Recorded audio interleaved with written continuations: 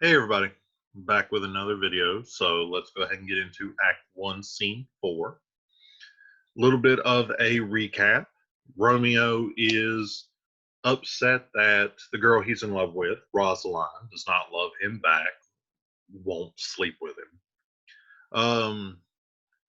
So he and Benvolio are going to crash a party by the Capulets that Rosaline is going to be there. Benvolio wants him to look at Rosaline compared to a bunch of the other beautiful girls that are there and judge her based on that. And he's trying to say, like, there's better girls out there. Don't worry about it. So that's what leads us into this scene. So let's go ahead and take a look at our script here. All right, so the party's happening.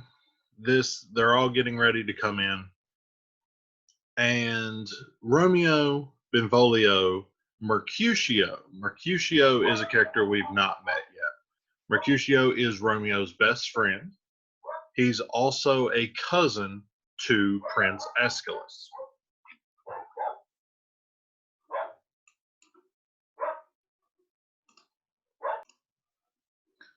So Mercutio is Romeo's best friend. He's the cousin to the prince, and this is the first time that we've met him.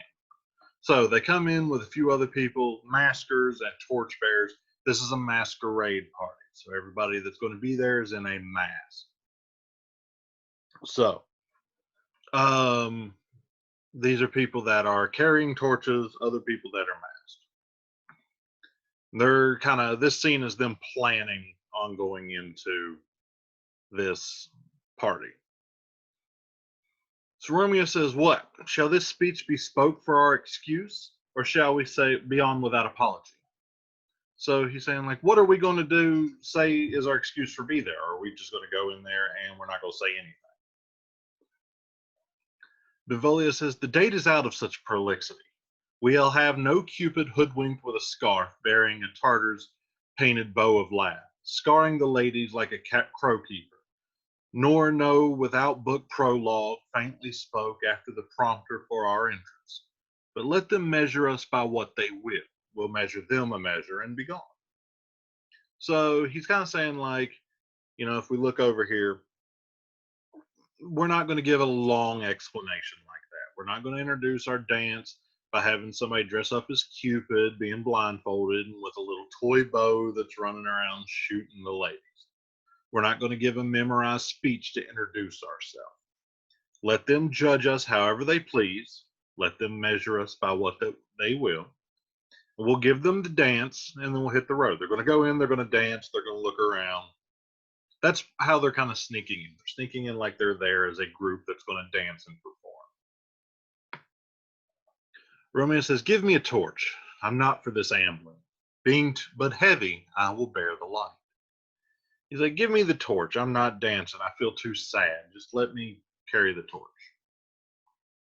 Mercutio says, "Nay, gentle Romeo, we must have you dance." He's like, "No, no, no, no. You're not getting out of this. We've got to have you dance." "Not I, believe me. You have dancing shoes with nimble soles, while I have a soul of lead so stakes me to the ground I cannot move." He makes a play off of the idea of the soles of your shoes and his soul, like his soul. So he's like, you have shoes and you can dance because your shoes have nimble soles, nimble being agile, being able to move around. I have a soul of lead. It sticks me to the ground and I can't move. Mercutio says, "You're a lover. Borrow Cupid's wings and soar with them above a common bound." It's like, "No, you're a lover. Take the wings of Cupid and fly." "I am too sore impierced with his shaft to soar with his light feathers, and so bound I cannot bound a pitch above dull woe. Under love's heavy burden do I sink." He's like, "No, I'm too his arrow." And there's a few times that they're going to mention shaft here. He's talking about his arrow, Cupid's arrow. So he's like, "I'm pierced with his shaft. I've been shot with Cupid's arrow. And because of that, I can't fly. I can't do anything other than leap above my sadness. I'm sinking under love's heavy weight. Mercutio says, and to sink in it, should you burden love?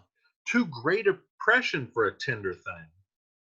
So he's like, no, if you're sinking, like because of this, you're dragging down love. And love is too precious, too tender for you to do that to. Romeo says, is love a tender thing? It's too rough, too rude, too boisterous, and it pricks like a thorn. He's like, is love soft? Is love tender? It's rough, it's rude, it's rowdy, it pokes you like a thorn. Mercutio says, if love be rough with you, be rough with love. Prick love for pricking, and you beat love down. Give me a case to put my visage in, a visor for a visor. What care I? What curious eye doth coat deformities?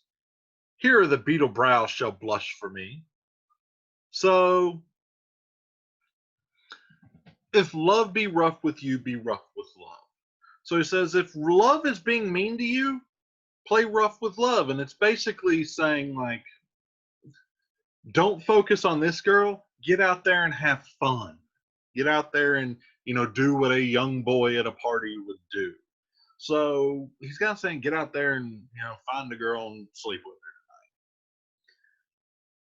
her. If you make, like, aggravate, like, prick love for pricking and you beat love down. So it's like, if love pokes you and you poke it back, all you're doing is beating love down. So he asks for a mask because they're going to the party. So he says, give me a case to put my visage in, a visor for a visor. So he's asking, like, give me a mask. Benvolio says, come, knock and enter, and no sooner in, but every man be taken to his legs. So Benvolio's giving them the plan. Like, everybody, we knock, we go in, and as soon as we're in there, we get to dancing. Romeo says, a torch for me. Let wanton's light of heart tickle the senseless rushes with their heels. For I am proverbed with Grandshire phrase, I'll be a candle holder and look on. The game was ne'er so fair, and I'm done. And again, he's back to, I'll hold the torch. Let all you people, let wanton's light of heart tickle the senseless rushes with their heels. Let all you people who are, like, playful and happy, y'all go out there and do your little dance. He says, for I am proverbed with a Grandshire face. There's an old saying that applies to me. I'll be the candle bearer and look on. The game was ne'er so fair, and I am done. And Mercutio's just kind of telling him no. It's like, tut, done's the mouse, the constable's own word. If thou art done, we'll draw thee from the mire. Or, save for your reverence, love wherein thou stickest up to the ears. Come, we've earned daylight. Ho. So he's like, look, if you're being a stick in the mud, you're being crappy with this. And if you're stuck in the mud, then we're going to pull you out of the mud. And if that mud's love, then we're going to pull you out of the love, and you're up to your ears in it. Says, come on, we're wasting daylight. Romeo says, nay, that's not so. And he's like, no, we're not wasting daylight. It's night. Mercutio says, I mean, sir, in delay. He's like, we're wasting time. We waste our lights in vain, like lights by day. Take our good meaning, for our judgment sits 5 times in that air once in our fine wits. So he's like, no, we're wasting our light. We're out here holding torches, and we're wasting them, just like we would be wasting daylight.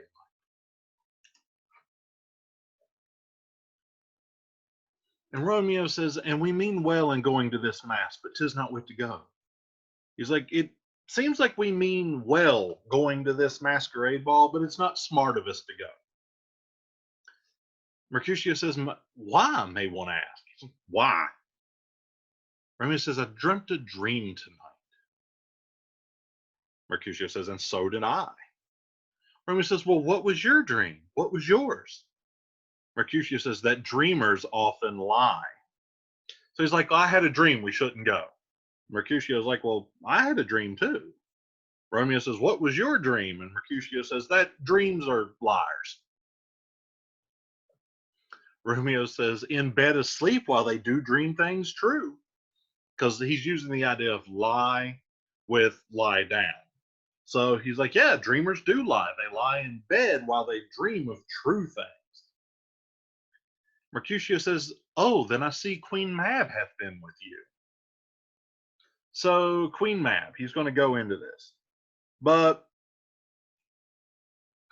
when we look here at the explanation, Queen is slang for a prostitute, and Mab is a stereotypical prostitute's name at the time.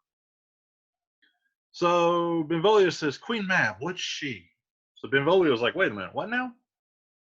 Mercutio says, she's the fairy's midwife, and comes in shape no bigger than an agate stone on the forefinger of an alderman, drawn with a team of little atomy over men's noses as they lie asleep. Her wagon spokes made of long spinners' legs, the cover of the wings of grasshoppers, her traces of the smallest spider's web, her collars of the moonshine's watery beams, her whip of cricket bone and lash of film, her wagoner a small gray-coated gnat, not half so big as a round little worm pricked from the lazy finger of a maid. Her chariot is an empty hazelnut, made by the joiner squirrel or old grub, time out of mind the fairy's coachmaker, and in this state she gallops night by night through lovers' brains, and then they dream of love, on courtiers' knees that dream on curtsies straight, or lawyers' fingers who straight dream on fees, or ladies' lips who straight on kisses dreams, which oft the angry Mab with blisters plagues, because their breaths with sweetmeats tainted are. Sometimes she gallops over a courtier or a courtier's nose, and then dreams he of smelling out a suit.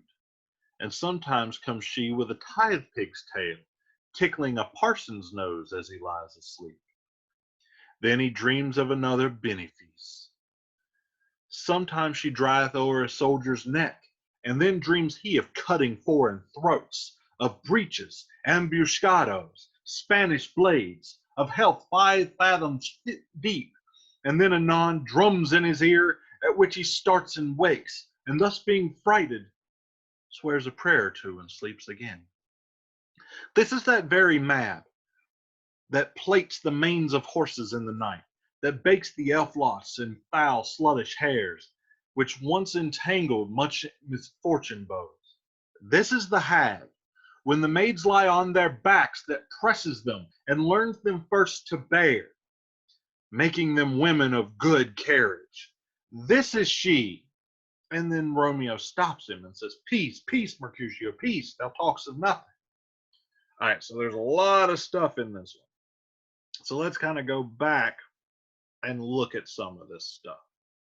So he starts off talking about this little fairy that he's talking about, Queen Mab. She's the fairy's midwife. She's no bigger than the stone on a city count, like on the count of city politician's ring. She rides around in a little wagon drawn by atoms. She rides over men's noses as they sleep. The spokes of her wagon are made of spiders' legs. The cover is made of grasshoppers' wings. The harnesses that hold the atom, what would normally be the horses if it was a wagon, but since this one is drawn by atoms, the thing that holds the atoms together is spider web. Her whip is a thread attached to a cricket's bone. Her wagon driver, the person actually driving, is a small bug, a gnat in a gray coat. So he's being silly. Mercutio is being silly, and he's talking about this just ridiculousness. So part of this is because he's talking about how dreams are like not something that Romeo needs to be paying attention to. So then he goes into the idea of the things that these dreams do. So she goes through lovers' brains, and they dream of love. She goes through a courtier's over courtiers' knees that dream on curtsy straight. Courtiers being the people in court, the people that would have went to see the rulers or a king or queen, and a curtsy, bowing, things like that. On lawyers' fingers who dream on fees. So she goes over and makes the lawyers dream of the money they're going to make. She goes over the ladies' lips and they dream about kissing. But that angers Queen Mad, so she ends up giving them blisters and things like that. She goes over, let's see, sometimes she comes with a tithe pig's tail and tickling a parson's nose as he falls asleep. A tithe pig is a pig given to the church to support a priest. Your tithes, in a church, the idea is usually that you would give 10% of what you own or what you make to the church. That's your tithing. So she comes with tithe, and it starts making the priest think about all these things. He dreams about another Benny feast, so he dreams about another large donation. Sometimes she comes over a soldier's neck, and he dreams about cutting foreign soldiers' throats. He dreams about ambushes and Spanish fights, and the drums start beating in his ear, and he wakes up and he's freaked out, and then he can go to sleep again. This is the person that tangles the hair in horses at night and makes it hard to get the tangles out, and the tangles would bring bad luck. This is the hag, when maids lie on their backs, that presses them and learns them first to bear. So this is the maid that gives sex dreams to the virgins and teaches them how to be lovers. So this is she, and then he's just going off. When you watch the movie versions of these, he gets angry as he gets into these. Mercutio gets angry as he's giving this speech. But Romeo's calming him down. He's like, peace, peace, Mercutio, peace. And he's like, enough, enough. You're talking ridiculous. Thou talkst of nothing. You're speaking nonsense. And Mercutio says, true. I talk of dreams, which are the children of an idle brain, begot of nothing but vain fantasy, which is as thin of substance as the air and more inconstant than the wind, who woos even now the frozen bosom of the north, and being angered puffs away from this, turning his face to the dew-dropping south. So Romeo's like, you're talking of nothing, and Mercutio goes, exactly. I'm talking of dreams. Dreams are nothing. They're the children of an idle brain. They're things that happen when the brain has nothing else to do. They're as thin as the air. There's no substance to them. They're imagination. They're inconstant as the wind that sometimes blows north and sometimes blows south. So when Romeo's like, I don't want to go to this party night because I had a dream that things were not going to turn out very well, Mercutio's like, don't listen to that. Dreams are crap.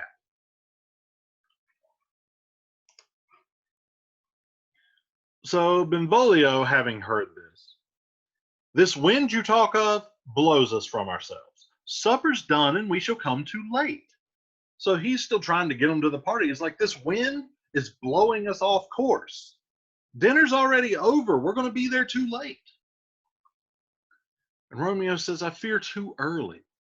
For my mind misgives some consequence, yet hanging in the stars shall bitterly begin this fearful date with this night's revels, and expire the term of a despised life closed in my breast by some vile forfeit of untimely death. But he that hath the steerage of my course, direct my sail. On, lusty gentlemen. So Romeo says, I believe we're going to get there too early. I fear too early. So Benvolio's like, we're going to get there too late. Romeo's like, I fear we're going to get there too early. I have a bad feeling. Some consequence yet hanging in the stars shall bitterly begin this fearful date with this night's revels. So something bad, something in fate, something in the stars is going to start with what we're doing tonight. And expire the term of a despised life closed in my breast by some vile forfeit of untimely death. He's like, Not only is it going to be bad, it's going to end with my death. But he that hath the steerage of my course direct myself. He's kind of like saying, but you know what? Whoever's in charge of me is going to lead me. And you can look at this in two different ways. This could easily be him just saying, you know what? Jesus, take the wheel. And we're going to go from there. Or since Benvolio's the one kind of making the plan and Mercutio's along with him, he could be kind of saying, like, I'll follow your lead. You have the steerage of my course. Direct myself. Then he says, on, lusty gentlemen. So he's like, let's go, boys. Benvolio says, strike drum. So he's like, all right, start beating the drum. And then they all march off the stage to end the scene. They're going to the party. All right, so that is scene 4. We've met most of our main characters, especially our 2 title characters. Let's get them to meet. And that'll be scene 5 in our next video. All right, the assignments that I have will not come until after scene 5. They're going to go with scene 4 and scene 5. So you don't have anything to do after this video. You will after the next video. All right, everybody take care. I'll see you in the next video.